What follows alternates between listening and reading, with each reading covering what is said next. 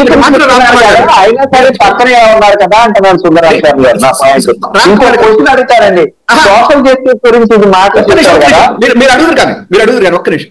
నేను ఒక్కటి మాత్రం ఇవాళ రామ్ కుమార్ గారు సాయి గారి యొక్క డిబేట్ లో చెప్తున్నా, మీరు కనుక రేపు చంద్రబాబు తోటి కనుక వెళితే నరేంద్ర మోడీ గారిని తిట్టిన తిట్లకి మీరు ఇక్కడ కూర్చొని చంపలేసుకోవాలి. ఎందుకంటే మీరు చెల్లి అది అని మీ ఇష్టం వచ్చిన మాటలు మాట్లాడుతున్నారు. నేను చెప్తున్నా, చంద్రబాబు తోటి కనుక వెళితే మీరు రేపు పొద్దున్న పొత్తులుంటే మీరు ఇక్కడ కూర్చొని మాకు రాష్ట్ర ప్రజలకు క్షమాపణ చెప్పాల్సి వస్తుంది. మనం ఏదో లో ఉంది కదా గొప్పనే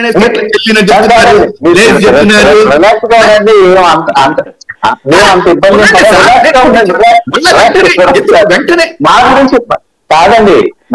సాయి గారు, నా పాయింట్ ఏంటంటే ఇందులో కొన్ని విషయాలు మాట్లాడారండి. సోషల్ జస్టిస్ గురించి నేను తెలుగుగా మాట్లాడుతున్నారు కదా, వారి పార్టీ ఎంత సోషల్ జస్టిస్ అని.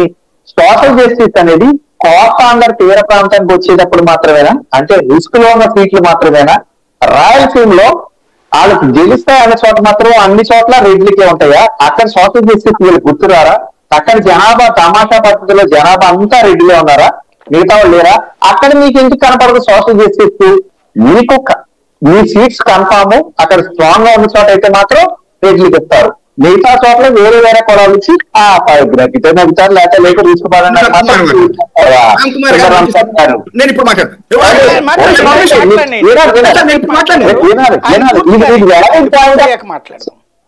వ్యాలిడ్ పాయింటా లేదా చెప్పండి. ఇప్పుడు ఇందాక ఆ పార్టీ గురించి మాట్లాడారు.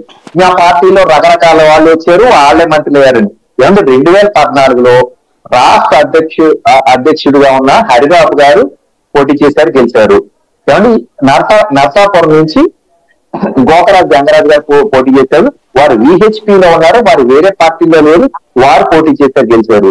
మాణిక్యాలరావు గారు మా పార్టీలో ఉన్నారు, వారే మంత్రిగా అయ్యారు. నెక్స్ట్ ఆకుల సత్యనారాయణ గారు మా పార్టీలో ఉన్నారు, వారు పోటీ చేశారు. మా పార్టీ 2000 అంతకుముందు ఏ పార్టీలో లేరు, 2014లో 13లో మా పార్టీలో జాయిన్ అయ్యారు. అలాగే విష్ణు కుమార్ రాజు గారు కూడా విశాఖపట్నంలో మా అనుబంధ సంస్థ నుంచి వచ్చారు.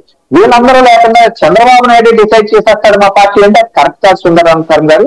మాకు ఉందని మా పార్టీలో ఉన్న వాళ్ళు మా ద్వారానే వస్తారు. ఇప్పుడు కూడా చెప్తున్నాను, మాకు ఇంపోర్టెడ్ క్యాండిడేట్స్ అవసరం లేదు. 2024లో మీ